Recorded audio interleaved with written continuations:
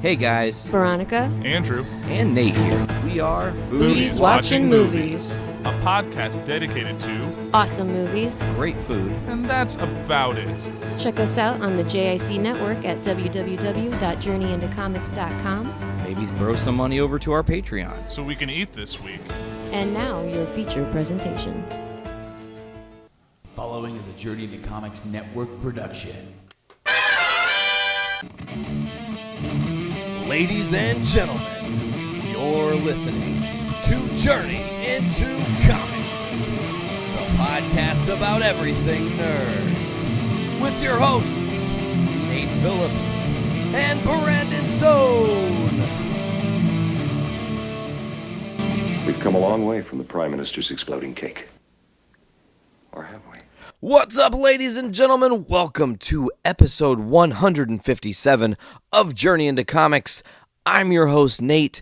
Today, joining me, a very, very special guest. You guys know him from the Puhr Report right here on the Journey into Comics network. He's also a co-host of Foodies Watching Movies. He's been a member of the Journey into Comics family for a long time. My friend, Andrew Puhr, AP, how you doing?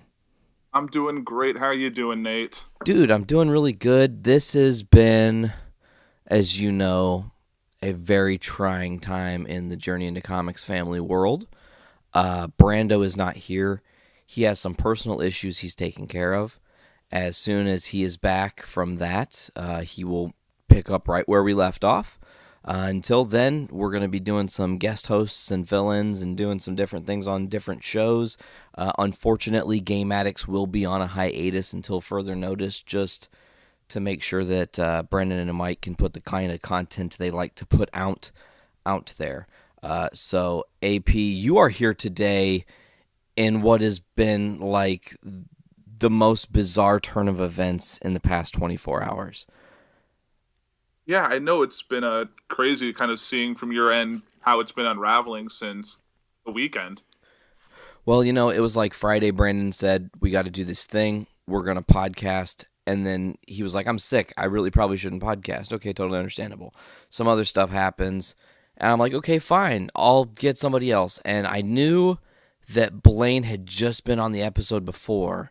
And I was like, we'll just see if Blaine wants to just take it a little bit further. You know, he's got an episode that comes out tomorrow. That's weird to say because this is going to come out like not too far from tomorrow. Right. But so he's like, yeah, sure, I'll do the episode. Blaine and I recorded an hour and 30-minute episode on Sunday. And as soon as I went to export the episode, the board I record on freaked out. It glitched. It froze. And then shut off. And it didn't save the podcast. Again, lightning in a bottle, and then the bottle just wouldn't close, and it's just gone. That is exactly what it was. That is well put. It was lightning in a bottle, and I couldn't get the damn lid on it. And that has never happened to me. I've been doing Journey into Comics for 3 years, and I've never lost an episode like that, and I'm so bummed. However, that allows for an interesting opportunity. See, what happened was Blaine said, why don't we just do it? We'll just redo it on Monday. We'll do it again. Not a big deal. I said, okay, cool. He hit me up this morning. I'm sick. My voice is done. I can't. It would sound bad. I said, okay, I don't care. I got somebody, I know exactly who to call when it's time to suit up. And I hit you up and I said, AP, suit up. And you were probably like, what the fuck is he talking about?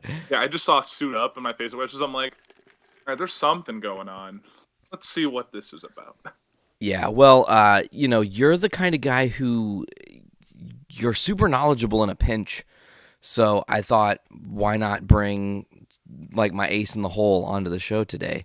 So welcome back to Journey into Comics officially. It's like your second official appearance. Yeah, I think we haven't done this since we did the 3.5-hour episode where we talked the finales of all the DC shows.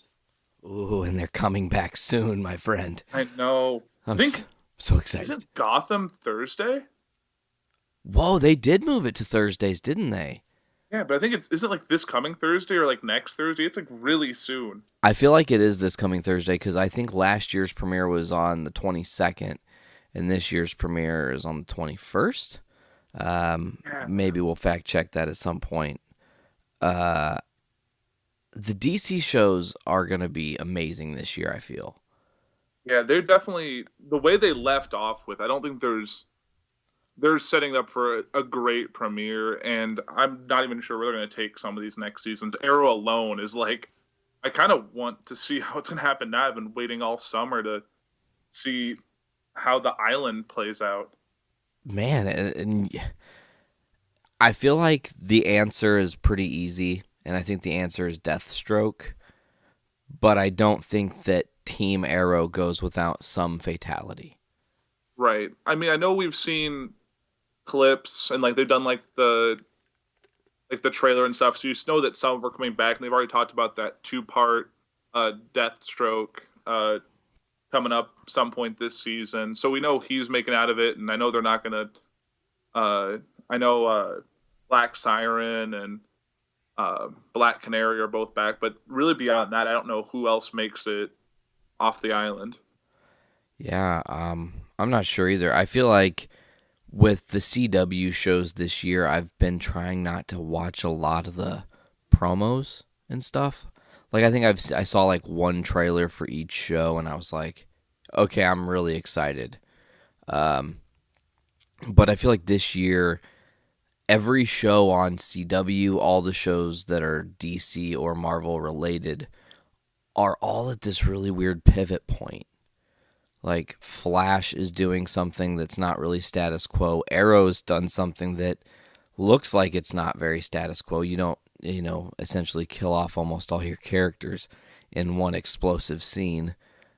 As we assume that probably won't be the case, but overall of the shows that are coming out, I'm like surprisingly most excited for Supergirl.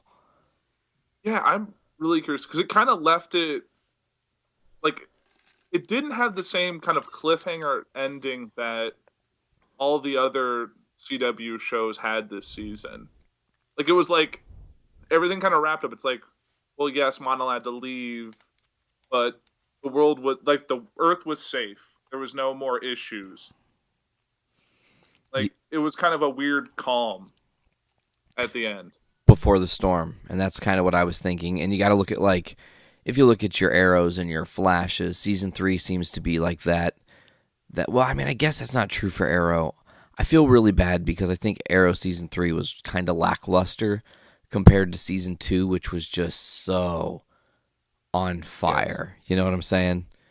Yeah, season 3 for Arrow was kind of its lull. Season 4, they went in a weird direction. Then season 5, they really just flipped the whole thing on its head and got back to the basics, and it worked out immensely well for it. Yeah, and they told a really, really, really great story. Adrian Chase was an awesome villain throughout the season. Prometheus was just, it was like, I think we talked about this already, obviously on earlier JIC, but I want to talk about not some DC news. Because, and I don't know, did you already cover this on Puhr Report? Cover what? No, you did cover part of the story that we're about to talk about. So this is an extension of your show on my show, even though it's part of what we would talk about on here anyways. So Colin Trevorrow is out as director. Oh. Yes. For Star Wars Episode 9. The final yawn, or whatever they're going to call it. Yeah. So I remember this coming up because we know that earlier this summer they had another major directing shift when Lord and Miller were fired off of the Han Solo film when it was like 90% done. Yeah. So now, like, just a few months later, there's another directing shakeup. It's that Kathleen Kennedy chick, man. Yeah, Kathleen Kennedy holds the keys to the kingdom, and if she doesn't agree with what you're doing, she'll pull the plug on you. Yeah, she's very cutthroat in that way. But as long as the movies are phenomenal, I think us as an audience isn't really going to care that much at the end of the day who the director is. Right. I mean, she has to be doing something right. I mean, she was with Lucas from pretty early on in his run with Star Wars, so he trusted her. I think any decision she makes, and she's working with original screenwriters, so I think she had to see something that she didn't want the fans to see and is course correcting. Yeah, that must be a weird position to be in. Like, you know, her being with George for so long, she watched kind of the rise, the fall, and then became a part of the rebirth of something he created. So she's seen the things that worked, she's seen the things that haven't worked, and now she gets to take and go, okay, you guys tell your story, but I'm going to be back here, and if there's anything that is just dumb bullshit, I'm not going to put up with it. Right. I mean, you even think back to the earlier cuts of Rogue One, where they brought another guy in to kind of clean it up, shoot a couple extra scenes, and kind of readjust the narrative. And we saw how well that did as the first standalone Star Wars film. I mean, it's just another part of the story that's perfectly etched in history. You know, I feel like now if you watch Star Wars, it has to be included in your watch if you're trying to watch the entire story. I mean, you can't go from 3 to 4 without watching that movie in between now. It puts you right up to minutes before episode 4 takes place. Well, and alternately, if you were doing machete order, I think the updated machete order list goes Rogue One, then A New Hope, and then Empire. Then you do Attack of the Clones and Revenge of the Sith as a flashback to Anakin's story. Go back to the Return of the Jedi as the closing of Luke and Anakin's story, symbolically together at the same time. Luke being tempted by the dark side, ultimately rejecting it to go to the light. Vader ultimately leaving the dark to bring back some of his light and help his son defeat the Emperor. And then after that story wraps, you go into episode 7, which will give you your amazing, new story starting. And then obviously this December we'll get episode 8, The Last Jedi. I'm so excited. Yeah, I'm really curious to see how the Machete Order is going to change once 8 comes out and we get more of Luke's story and figure out what he's been doing this whole time, since he's got to say at least a little bit more in this movie. Well, I mean, even if he just said one word, it's more than what he said in the last movie.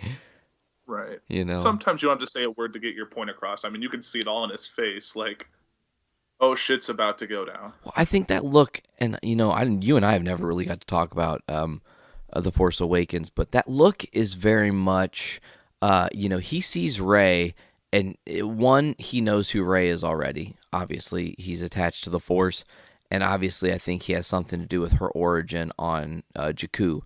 So he sees her, but then he sees her with his father's lightsaber that was given to him. Yeah, that's gotta, because he, like, even if he didn't recognize her, he would know exactly what that lightsaber looked like and what it meant to him. I mean, he knows when he lost it, and it just would bring all of that flooding back to him at that exact moment. Cloud City, the moment he found out Vader was his father. Yeah. I mean, that's the last time Luke had his eyes on that saber. Oh, God, it's beautiful storytelling. And I can't wait. Talking about JJ coming on, by the way, I want to talk about this. It's really awesome because he's going to be able to elaborate on those early flashback sequences when Rey did pick the saber up. All those little Easter eggs, he can further flesh out by the time 9 is done. Right. I mean, he brought in, like, even like when she was having those like flashback voices, she brought back Ewan McGregor, and she used I'm kind of spacing on the name Guinness. Alex Guinness. Alex Guinness, yes. Sir Alec Guinness. They combined their voices into a line, and it's nice to be able to finish something that you started, that you were right at the foundation when they were bringing this back after Disney acquired Lucasfilm. So it's not often that someone gets to close out their trilogy or their part of the saga if they weren't involved in every single film. I will say JJ does have a hard puzzle to solve, however.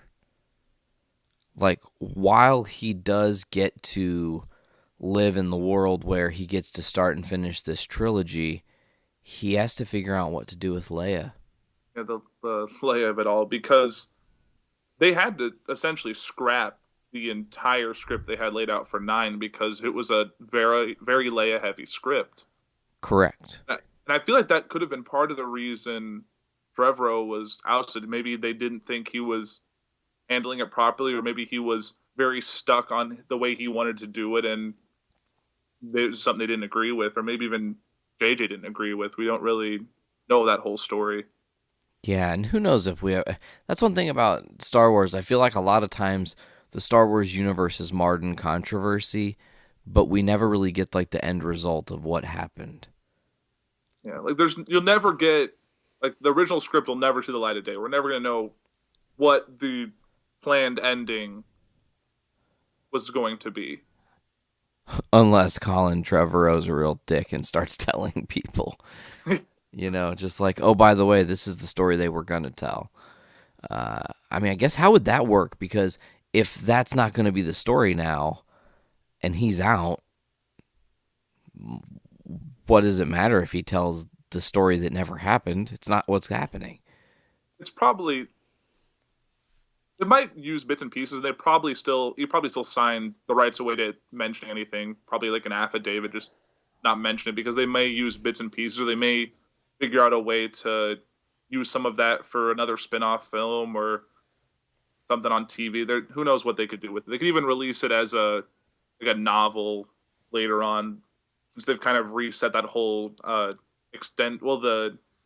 own book universe of stuff they're calling in canon. Yeah, I don't know, man. Star Wars is a sacred thing to me, and I think JJ did a really great job the first time around. I don't think we have any reason to worry. I'm really glad it wasn't George Lucas that got the nod to do the last one.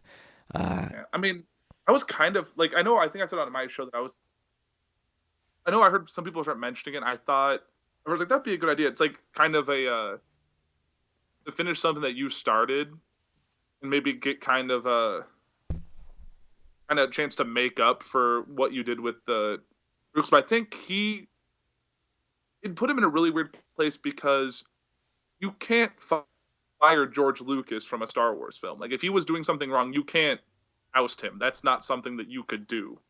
No. That would just be a publicity nightmare.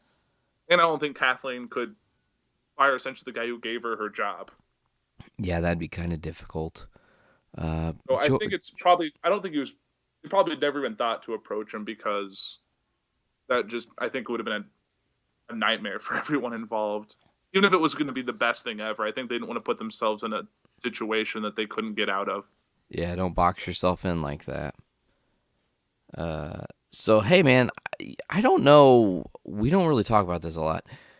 Do you, like, on your own free time, listen to podcasts that aren't just stuff that's on our network? I listen to very few. I started branching out. I know last week when you invited me to that Facebook group, the What We Listen To. Yes. Or I think it's What We Listen To, or maybe it's something. Oh, podcasts we listen to, yes. Yeah, the podcast we listen to. So I went through there and found the one that I actually listened to today, which I noticed that you were also in their group. It's the Rusted Robot. Oh, yeah, they added me to that group. Yeah, it's pretty interesting so far. Just a bunch of Canadian guys talking, kind of essentially like their own journey into comics type show, with movie news, TV and stuff all through there. But just interesting with the Canadian sentiment and personality. So I might listen to it. And I know there's like a dozen or more shows that I want to kind of get in my rotation, but just kind of trying to find the time to do that. Man, it's really difficult, really. Really, besides our network, I really only listen to a couple of Kevin Smith's podcasts. Yeah, Kevin Smith's been going kind of light on casting lately. I feel like I don't really see many things of his. I know he's listened to Hollywood Babylon, and I think they've been intermittent the past month, but I know that's because he's been in Vancouver shooting Supergirl because they brought him back for another episode. Sweet. I think that's probably going to be one of the earlier ones since they're filming it now. So it'll probably be probably pre-crossover. Yeah, nice. Episode 4 or 5, probably. Yeah, I can imagine. I've been listening to, because it's funny that you bring up the podcast we listen to page, because I've been listening to some of those shows myself. I got Journey into Comics into a group where you can you put your your podcast on a spreadsheet, and then you go and review other podcasts on iTunes after you've listened to them, and then once you've marked that you've done theirs, you hope that they return the favor, and it gives you some iTunes reviews because that's a positive thing. So I've been going through and listening to all these different podcasts, Something Random podcasts, Sometimes Geek podcast, Sometimes Geeky podcast. I think what's that one's called? Unaired podcast. That one's super cool. They talk about show pilots that never took off. Well, that would be interesting. Because I know there's a lot of those are out there, so it'd be interesting to kind of hear the thoughts on what worked and what didn't on those shows that never really saw a regular run. Yeah, and they talk about like a wide array of shows you've probably never heard of. There was one that I heard of. It was a Life on Mars show that featured Janine Garofalo, and it did not turn out well. So I've been listening to that, and then there's the Game Train. They're two Australian dudes that talk about games. They're like the Australian Mike and Brando of Game Addicts podcast, except for it's not Game Addicts podcast. I do listen to Game Addicts podcast. I know that's personal preference. I also listen to the Puhr Report. That's one I listen to. I tell you, I do. I listen to Spoken Dreams. I want to talk about this one with you. So Spoken Dreams is this guy Bobby Gonzalez. He does interviews, but he isn't featured in the interview. So what I mean by that is he records the interview with him and his guest, but then the interview doesn't have him. It's just the splice cuts of the guest saying different highlights of the things that were really the big important parts of the conversation. Really? So it's less of an interview, and it's more of just that guy talking. They just kind of cut the question part out of it. Yes, exactly. There's no questions. And like he does a rap at the end. It's like, hey guys, check out blah, blah, blah. But he works for KTLA in Los Angeles, the main news channel out there. That's exciting. And that's where the podcast is hosted, is for KTLA. So he's hosting people who are trying to break big into the industry in LA. And he did Hector Sanchez was on there. That's a guy who's a voice actor. Has a bunch of different people on there, actually. So I've been checking those out. Just getting down on a bunch of different pods, man. Also, Mind Fudge Comedy Podcast. Those dudes are great. Justin Corbett, I just interviewed him for the Voice of Survival podcast, episode 4 that drops later this week. He did this thing called the Podcast Pack. You donate $10 and you got 70 special episodes that were either exclusive to the Podcast Pack or we're going to cross over for purposes of say Justin, who was my guest. I interviewed him because he put together the Podcast Pack, so I want people to hear that outside of the Podcast Pack and maybe be drawn to go do that and donate some money, because all the money that they get from that, they're donating to Hurricane Harvey victims who were podcasters, actually, because he has a lot of friends down there who were affected, who are in the podcast community, who lost everything, That's nice to be able to use his medium and his influence to kind of help out people that are definitely struggling. It's been kind of a crazy couple weeks in the South. Man, and it's not slowing down. I hear there's another hurricane headed to make landfall. Yeah, it looks like it's following a pretty similar trajectory that Irma followed. So hopefully that kind of either winds down and just becomes a normal storm or kind of changes direction. Ugh, it just sucks. But hey, according to some people, climate change isn't real. Right. and by that I mean that it wasn't really, really super fall last week and fucking summer this week. Yeah, that is bizarre. Like, it was like Thursday, got up in the morning. It was like chilly. I had to feel like I was out in shorts and a t-shirt. I'm like, train of the existence? Yeah, it's definitely the train of the existence making an appearance. It made an appearance last night on the attempted 157 that never happened. This is 157.2, I guess you'd call it. Hopefully it's done now. Go ahead, sorry. Yeah, but it's really, it's kind of hard to believe that it can go from, like, I woke up, Thursday morning and it was like 60, like 55, 60, and then I woke up yesterday and it was like 80 at 7 a.m. I'm like, what is going on? Like, what is this weather we are in? Yeah, it's ridiculous. I don't know if this means we're in for a mild summer or not mild summer, a mild winter or an insane winter. I feel like, and I was just saying this the other day, I feel like ever since I moved close to Chicago, winters have gotten less bad consistently. Like last year, it was mostly just cold, but there was like maybe one day of a lot of snow. And oh, go ahead. Sorry. I was just going to say there was like one day of snow and then like one day that we had like an ice storm. That's all I can remember from last year. And it was mostly like not bad. Yeah, I know last year wasn't. Yeah, I feel like I agree with you. Last year wasn't bad at all. And then this is only my second year kind of up in the north around Chicago too. And I know the year I moved up here, like a week after I moved in, we got like 18 inches of snow. I was like, oh, awesome. Welcome. Yeah, basically. Like, I didn't need to go outside today. That's fine. No, you didn't. And actually, that's a great segue, not needing to go outside. Dude, I tried virtual reality for the first time. Ooh, what'd you think? Okay, so we're going to dish on it now. I called this segment Not Game Addicts Podcast in the rundown because if Brandon was here, it would have almost been a Game Addicts Podcast, but since Brando's not here, we're really not the Game Addicts Podcast, folks. We're just going to dish on this a little bit. But so to really just, I guess I have to lead in this story a little bit with how I got to virtual reality. Sarah, Veronica, and myself met with one of Veronica's mom's friends, David Lee. He watched Game of Thrones Season 7 finale with us. He's a hilarious dude. And he was like, hey, I got the Oculus Rift. You guys should come over sometime and you can try it. And that was at the Game of Thrones thing. And I was like, oh my gosh, yes, that would be awesome. I would love to try virtual reality because I don't believe that shit is as good as they say it is. That was my skepticism, honestly. I was like, like you don't get tricked. You can't be tricked into being high up in the sky.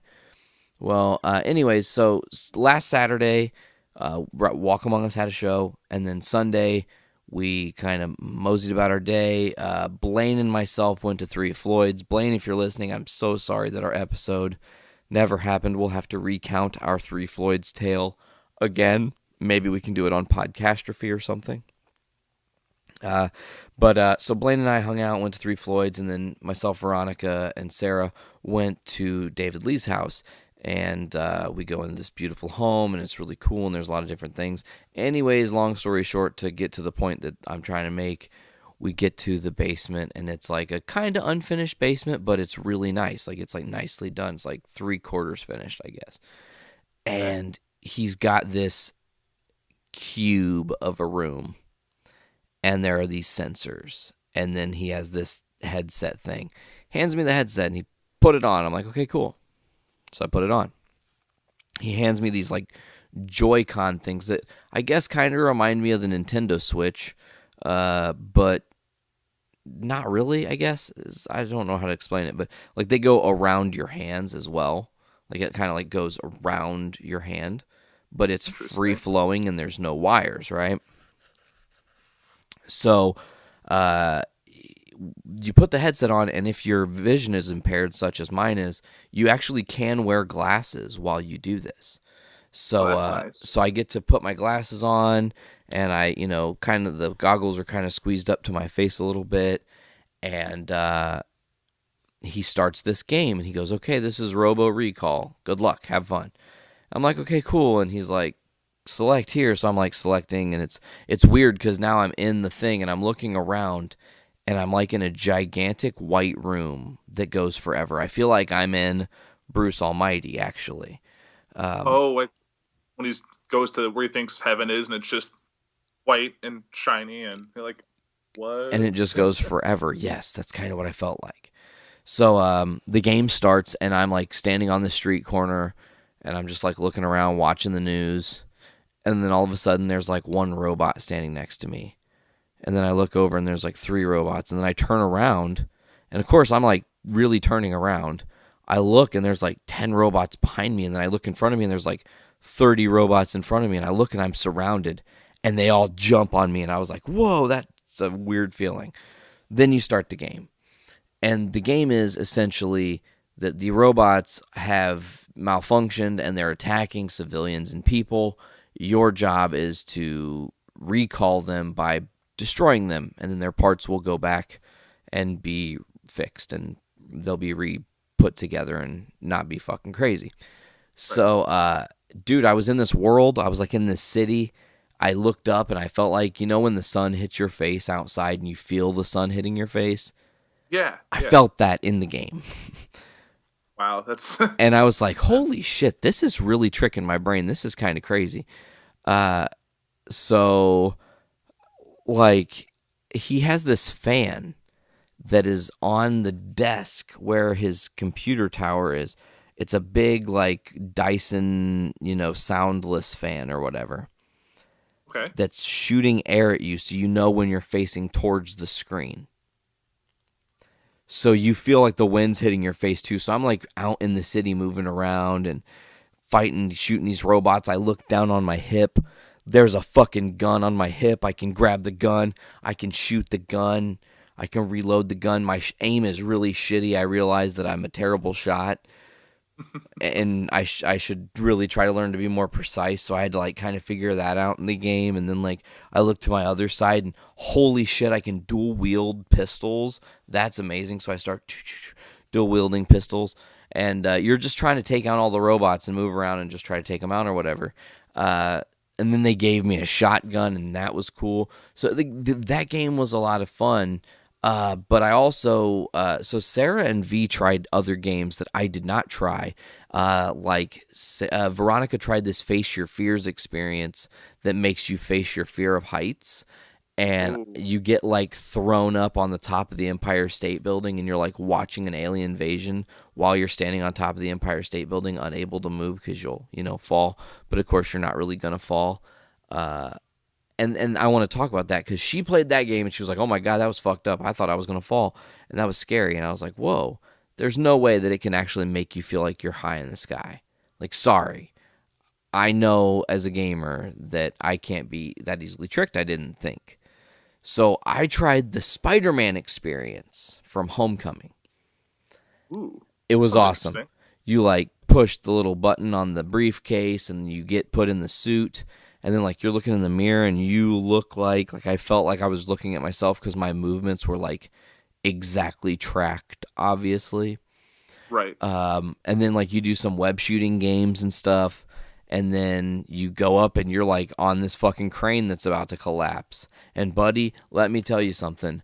For a minute, I felt like I was going to fall off this fucking thing. I had to, like, tell myself, you're not actually up here. Remember, this is still... Did you look down? Oh, yeah. You turn to look down and just get that gut, like that sinking feeling in your stomach. You're like, oh, man. Okay, I feel like that's like the vertigo feeling. And the way I've always tried to explain that to people, it's like if your heart tried to run out your ass and your brain tried to, like, go out your skull at the same time. Is the feeling of vertigo when you look down and your stomach drops, and at the same time your brain just gets this heightened sense of like, oh my God, oh my God, oh my God. So yeah, you can feel that in this virtual reality world. Right. So I've done it very simply. I've just had like a Gear VR headset from Samsung and put my phone in it and done that. And I've gotten that feeling. Like I did the one like you put you on that really high point. You just like look down and then things are happening. It really does feel like you're gonna. Well, like I've been standing in my room and I've like bumped into a wall while turning around, just not thinking there's a wall there. It draws you in. It's really unusual. Yeah, man. And to have the full Oculus experience, like, the headphones go like right over your ears exactly, and you can like adjust them, and then you're fully in it, and it feels like you're in it. There's actually a funny video, I'll send it to you.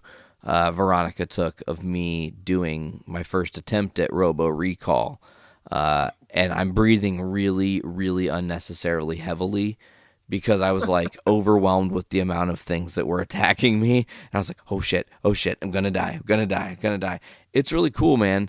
I could, it's weird because after I played that game, do you know what my first thought was? What? What if the Matrix is fucking real, dude, and I'm just a fucking simulation? Oh gosh, like you're someone else's VR game right now. They're living a fucking interesting life, let me tell you. Right? I mean, at least I don't make it boring for them.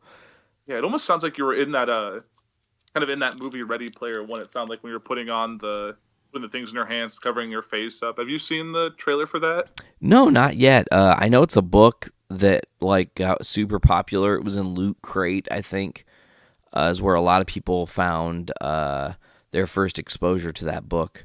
And they turned it into a movie that comes out soon. Yeah, I think Steven Spielberg's directing. I think it comes out in the fall, like November, I want to say. Oh, sweet. That'll definitely be one to check out then. It's a busy-ass year in movies, especially in the comic book world. Like, we still have Thor Ragnarok to come, and Justice League to come, and Star Wars still. And, like, as soon as that is all done punching us in the face, we don't really have, I don't want to call it a lull, but we have this little calm before the storm, and then Marvel's like, what's up, motherfuckers? Black Panther, and then Avengers. Whoa. Oh, I cannot wait for the next few Marvel films. Man. And before we even get to that, I think we have Punisher is going to be out on Netflix. And seeing John Bernthal just fuck shit up. Yeah, John Bernthal is awesome as the Punisher. I heard that that Daredevil and Luke Cage both are going to make frequent appearances in the Punisher show, and that there's also going to be another character. I'm guessing maybe the nurse that is a frequent guest. That wouldn't surprise me if she showed up, but it'd be interesting. I want to see Luke Cage interact with the Punisher. I think that'll be an interesting report. If it's anything like him interacting with the rest of them on Defenders, I think we're going to be in for a treat. Well, and the other thing, I was saying this just the other day. I think that Marvel needs to step out of the box, and what I mean by that is, I feel like the one thing that will make the Netflix verse really pop, and of course we don't know how long we're going to have a Netflix verse with Marvel, anyways, with the departure from Netflix and Marvel and Disney.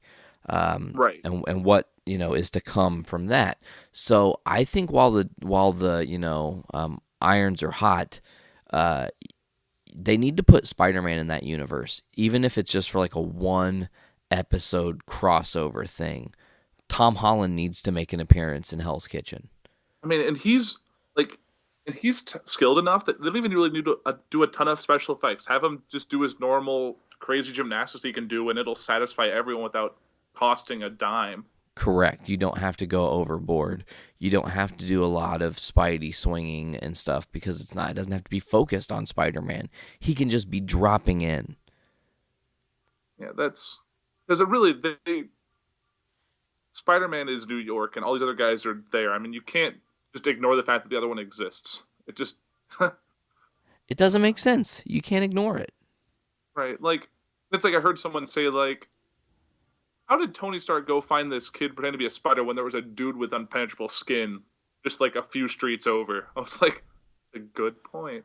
Who says that Tony doesn't already know about him? Right. I would love to see them bring someone from either the Netflix Marvel universe or someone from like S.H.I.E.L.D. show up over there. Just give him like a day on set, show him for 5 minutes. It would make so many people freak out. Yeah, exactly. You've teased it here and there. Just give us a little bit more validity. Stop keeping their universes separate because, as far as crossovers, they've only had a couple major characters cross over from, like, the movies to Agents of S.H.I.E.L.D. they had Maria Hill show up twice. They had Samuel L. Jackson, which I think was a surprising for me, show up for like one episode. But yeah, they really haven't done many like major characters or superheroes show up. I was gonna say I can't remember. Oh yeah, well we're already on the Marvel talk. So we were kind of talking about the the Netflix verse and the what's coming in the MCU. So I'll give you this little tip, this little lead in, hot off the presses, folks. Honestly, if you're looking at what's going to come after Thanos, what could they do as a big story after Thanos? Man, that's such a hard question. Thanos is kind of the end-all, be-all of Marvel bad guys in a lot of ways. Well, they could do something that I'm really hopeful for. We're going to get introduced to this group of characters in between the climax of Avengers Infinity War and Infinity Gauntlet, I think is what they're going to do.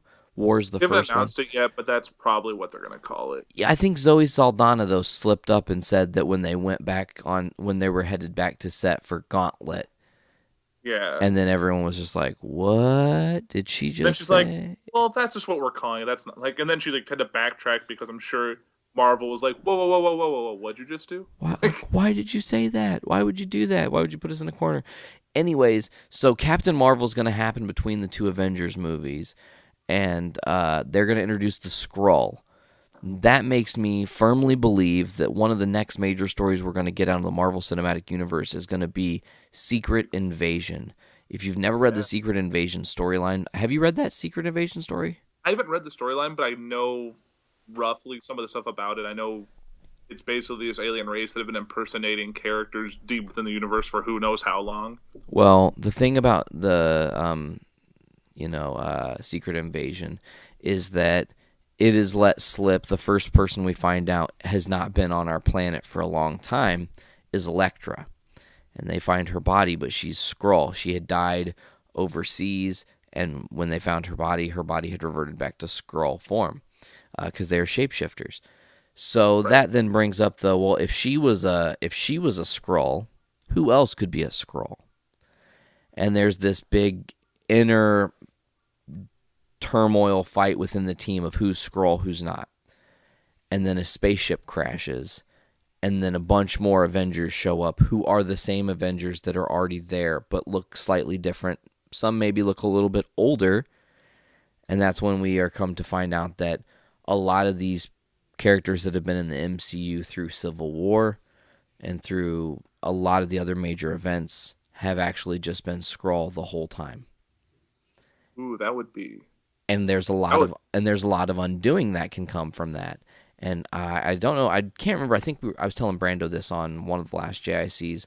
It wasn't Attack of the Yawns or Phantom Yawn. It might have been one before that. But with the Skrull being able to do that, that allows you to really play with your universe and go, well, Chris Evans wasn't actually Captain America. Or, Robert Downey Jr. wasn't actually Iron Man. It was this other guy.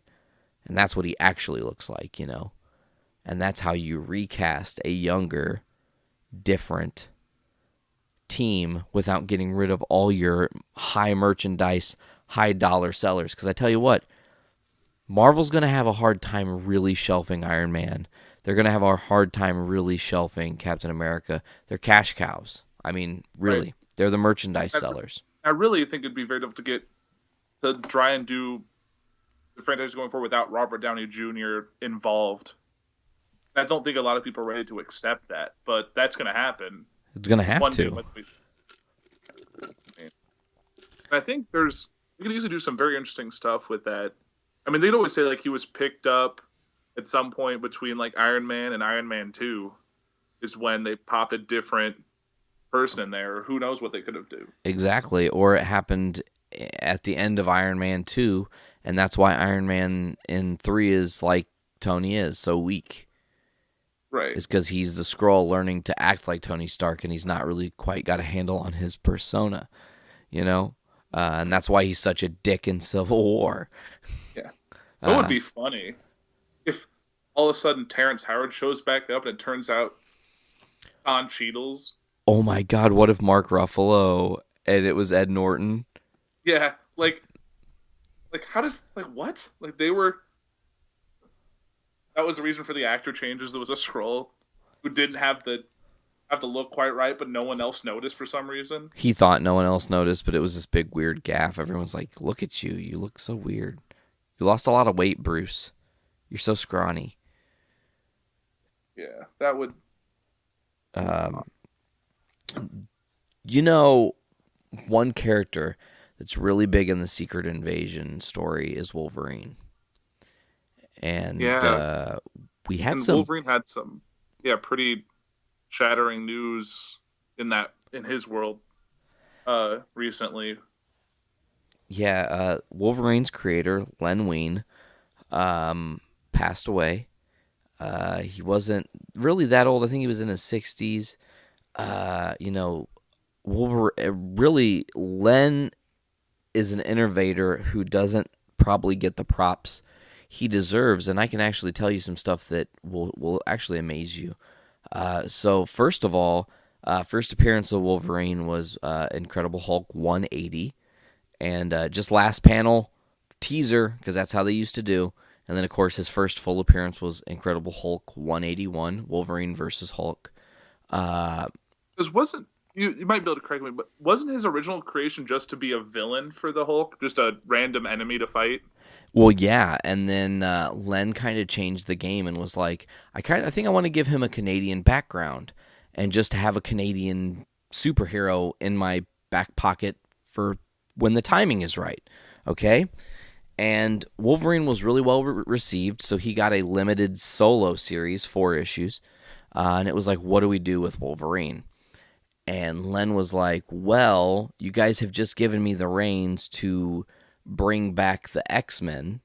I don't know if you know this, AP, but the X-Men up to like issue 62 were all original stories. So 1 to 62 Uncanny X-Men were original stories. After 62, they kind of like didn't know what to do. They kind of lost their steam, but they didn't want to lose the title because it was a good title for them. They were making decent money, so they started reprinting old stories with similar but kind of upped covers to retell some of the history of the X-Men and put it into publication. So from like 63 to 93, they're retelling stories. That's like almost a 2-year span, I think, where there were no new X-Men stories. Len gets the keys to the kingdom, and they say, we need you to do something with the X-Men team. And he goes, I got a perfect idea. So he brings out Wolverine. He says, here's my centerpiece. He's the star of this team. But I don't like how all of the X-Men of old were just white people. Let's make this team diverse. So he goes, why don't we make this Colossus guy, he's going to be Russian. And we'll take Storm, and she'll be from Africa. And we'll take Nightcrawler, and he'll be from Germany. And we'll take, I'm trying to remember all the different people who were on that team. Oh, Sunspot. We'll take Sunspot, and he'll be from Japan. And, we've got Logan, and he's from, fucking Canada. And, of course, here's Scott Summers, and he happens to be just an American good old boy. What year was this? Oh, God. Oh, I knew you were going to fucking ask me this. I want to say... I feel pressure. I want to say like 78 is my guess. Let me fact check myself here. So, if it was that early, it was probably difficult to try and get that much diversity out there because it wasn't as commonplace in that kind of industry to do those diverse characters. Oh man, I was only 3 years off. August of 75. Okay. So, and this is so remember how I was saying there were the reprints? Yes. They were from issue 67 to 93. I was a little bit off on that as well. Uncanny X-Men. Oh, go ahead. The first 60 were those all Stan Lee ones? Correct. Basically, when they left the book, they're like, "What do we do here? Yeah, the sales started to drop and they just did reprints. So, but although X-Men 94 is the birth of that team as a whole as an X-Men story, that's not the first appearance of all those characters as a team. The Big Number 1, I think is what it is. Big X-Men number 1. That sounds right. I know I saw it. Giant Size X-Men number 1. Sorry, I fucked that up every time. I think I have the one. 'Cause I know I don't have that actual. Oh my god, you just made my heart skip a beat. I was like, you have the actual one? That would be ridiculous. But I know recently Marvel's been putting out these like True Believers or like dollar reprint issues. Yeah. So I just picked them up just to read through. It's like, oh, that'd be interesting. So I got like a couple classic Wolverine and X-Men ones just to kind of read through to be like, just kind of see what it started with. So yeah, I don't have that one. If I did, I don't know what I'd be doing with my life and how I acquired it. But it's worth a lot of money. I think it's worth like $1,500 right now. It's got so many great first appearances, and that team as a whole is a first appearance colossus with Wolverine. I mean, Storm's first full appearance. Oh, classic. I like that we're talking about comics because sometimes we don't get to dish a lot on Journey into Comics about comics. More times than not, there's more TV news than there's worthy news about the comic book world. Did you know that they killed Black Widow? I did not. Was that in the recent the Captain America, that new Secret Empire? comic? Secret Empire. I was going to say Secret Invasion again. I'm like, nope, that's what we're just talking about. I think it did happen in that. They actually gave Natasha a full funeral scene and everything. Actually, I do remember that. I didn't see the comic, but I just remembered that the Hydra, Steve Rogers, like stabbed her in the neck with his shield. I was like, oh, I saw that frame, and I was like, that's quite a way to go out. So they, they killed her off. They gave her a funeral, casket and everything, put her in the ground and everything. I think it's either Winter Soldier. I think it's Winter Soldier does not believe that Natasha is dead, and he doesn't go to the funeral. He skips it. And he's been searching to figure out this great mystery, and he's been unraveling this mystery piece by piece. And in the most recent issue of Avengers, I think it was, whatever issue that was, as soon as he realizes that Natasha wasn't the one killed, he's in somebody's crosshairs. And it's like they're teasing that it is Natasha. So she's faked her own death to do this something secret away from everyone else, it seems like. Correct. Just being the most consummate professional ever. She's just like, oh, I can fake my own death, no big deal. Need me to take a shield to the neck? Cool, got it. Let's do this. You ready? Okay, good. Yeah, that's probably one of the major comic book deaths in Marvel since they killed off Bruce Banner during Civil War II. Yeah, they're so. I want to speak on this a little bit. I think that Marvel needs to do a giant, full-blown reset. And what I mean... What's up? I know they're doing that, though, right? Are they really? Yeah, I think later this month, actually. Marvel Legacy. They're doing their version of Rebirth. Oh, really? I wasn't aware that that's what Legacy was. I kept seeing things for it, and I was... I don't know if it's a full reboot, but it's kind of like a course correction, like a bring it back to basics kind of thing. Well, I just think that the one thing I would do that they haven't done is like, okay, so I do use Rebirth as a good example, but like, honestly, for a long time, there's been a lot of weird wrongs that Marvel have made that they've been trying to correct, and then they keep making other weird moves that just... They need a full-blown reset.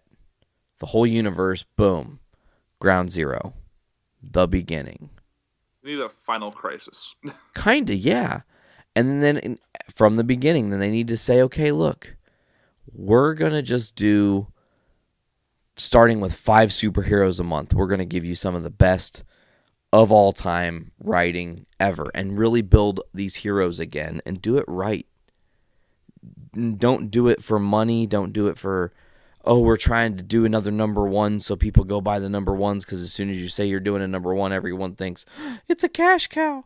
We have to go get it. And then they think it's an expensive number one, and then it doesn't amount to shit. So, Right. I mean, unless you're like The Walking Dead, which never rebooted themselves, but that Walking Dead number one's rare, and it's a technically newer book. You know, Right. like, It's probably the newest, most expensive book on the market right now. yeah, I think that's well said. But I think that they really do. They need to clean the slate, and they need to go back to basics, and they need to go, okay, look, every story we ever told is in this universe, but that universe has been, the door's closed. These characters are going to come back, but we're going to maybe play with their origins a little bit, or we're maybe going to, try to steer the ship in a very specific direction and try to tell big, overarching stories that have a lot of content. Marvel has gotten so far away from great content within their comic books. DC as well in some regards. And especially with the indie market having so many great titles that are what people really crave to read, substance-based comic books and not just beautiful art with, a decent story thrown in. Right. And not just to do something to make it a tie-in for a movie. Oh, gosh, and that too, I think that they need to just get back to the real simple basics, and Marvel needs to look at itself and go, look, I get it, we're a corporate conglomeration, but we have to start at the most simple point and rebuild everything. And I think if you do it, you got to bring back the first family in comics. X-Men or Fantastic Four, do it right. Like, it's been sitting alone. They dropped it, I think, when the movie rights issues kind of hit ahead. But I think if they do a complete reset, I think you got to start with where they kind of started in the beginning. Just bring back the family. Yeah. I mean, I just think that there's just so much room for beautiful storytelling that Marvel isn't doing. And if you look at how much work they've put into their cinematic universe, if they just took a quarter of that and put it into their comics, their whole comic thing would be top notch. It's like bizarre because like I feel like the Marvel Cinematic Universe can't do any wrongs, but like I love the DC comics and what they're putting out on a weekly basis much more than I like the movies that DC puts out. It's like they're both not learning from the other to fix the problems that they have. Like, Yeah, and they could just like look and go, oh, if we want our movie verse to do well, follow that map. And then Marvel could go, oh, if we want our comic book verse to do well, follow that map. Great success. So I got to ask you a question. We're talking about Marvel. We're talking about DC. I saw a headline and I wrote about it, but I didn't really know what I feel about it, or I don't really know shit about it. What's Batmanium? okay, so Batmanium, which they kind of announced. So you know Scott Snyder and Greg Capullo, right? Best Batman writer and / artist in the game, in my opinion, yes. Yes. So they did a small run on Detective Comics, and they did the whole Batman run on the New 52. So they released a new thing they started working on called Dark Knight's Metal.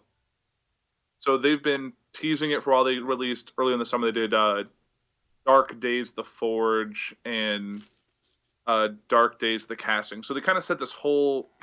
Apparently, since they've started writing comics, they've been laying little Easter eggs throughout the whole run that all kind of ended up where we're at right now. So basically, it starts with Carter Hall, which you know as Hawkman, which we haven't really seen in comics in a while.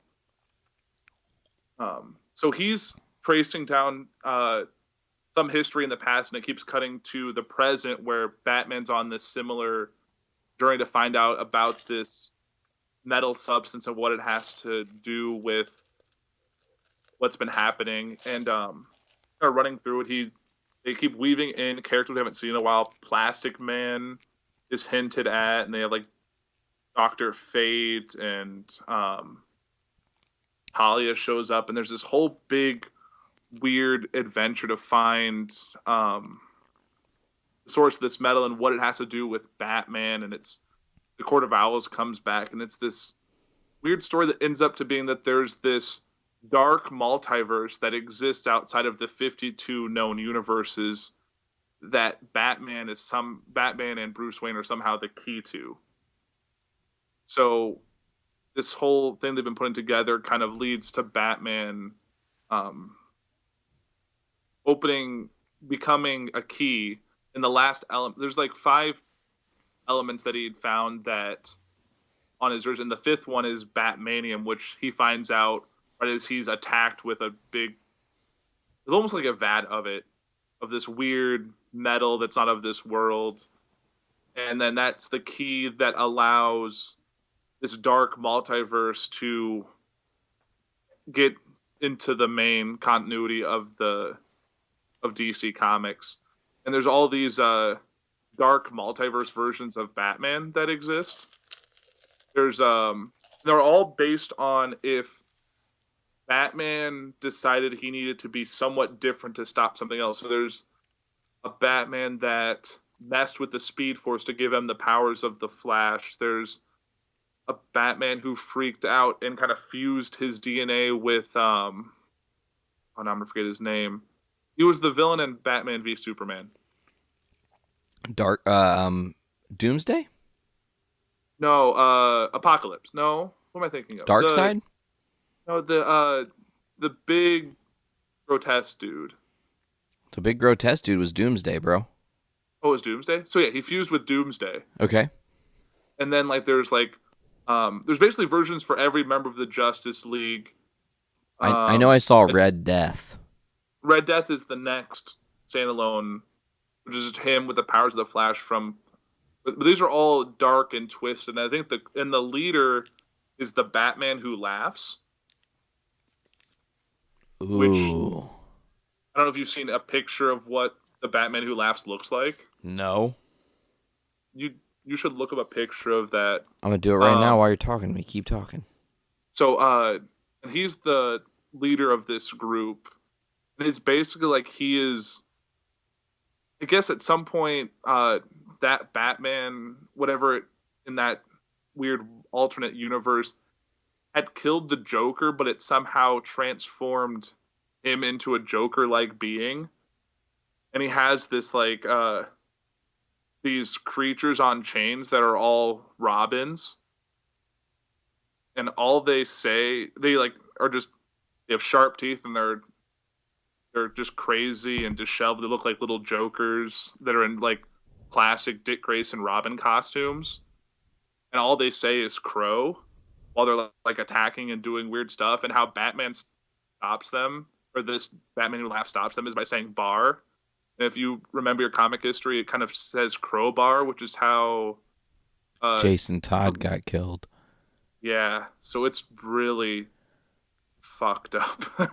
Whoa, yeah, I'm looking at this dude right now, and he looks kind of like some form of that weird zombie thing that was in The Walking Dead season 7 with a giant smiley face thing. Yeah, I was kind of thinking that too when I was watching that recent episode of The Walking Dead. I was just like, what?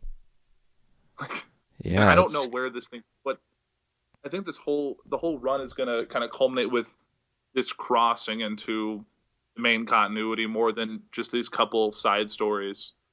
It's going to bring a bunch of new comic runs with it. So it's another big shift that's going to kind of work concurrently with when the Superman Watchmen run comes out later this year.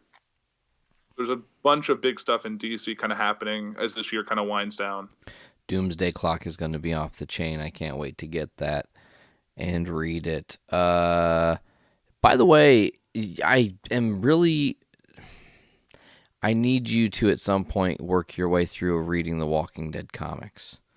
I know. I have them sitting there just waiting. I just need to somehow figure out if I can get through 171 some odd issues. I guarantee you can. I did it. It didn't take me that long because I kind of got hooked on them. The story's so good, man. It really is. 171 just came out this past week, and I wanted to review it here really quickly for you. I know you don't read the books. Luckily, this isn't really a spoiler-driven issue. Some of the things I can allude to are probably things you already are aware of within the universe, especially if you listen to Journey into Comics at all, which I know sometimes you do. Yes. So, the last place we were was Siddiq revealing that he was the father to Rosita's baby, to Eugene. And this issue starts off with them talking and interacting, and Eugene just being like, holy shit, you were holding on to that secret, and that must have been so hard for you. And Eugene is really selfless in that moment. You're just like, wow, he's grown as a character so much. That's awesome. They are on their way to go to Ohio to find Stephanie with the radio that Eugene found back in issue 139. He started using it around like 149 or 150, and then, started interacting with this Stephanie character. So they're on their way. Eugene is with a small group of people. It's Eugene, Yumiko, Magna, Michonne, Siddiq, and himself. And they're heading through Pittsburgh. And while they're in Pittsburgh, they realize that there are no walkers anywhere. The city is empty. And Michonne says, all right, be ready to run like hell. I'm going to try something that I've never tried before in this situation. And she yells at the top of her lungs, hello? And there's nothing. And then out of nothing, there's a little teeny tiny lady. And that little teeny tiny lady is wearing camo pants, and she's got a plaid shirt on, and she's wearing a pink fuzzy sweater, and she's got bright purple hair. And of course, that's just the cover. That's how you know what she looks like, because she's on the cover, because Walking Dead is in black and white. So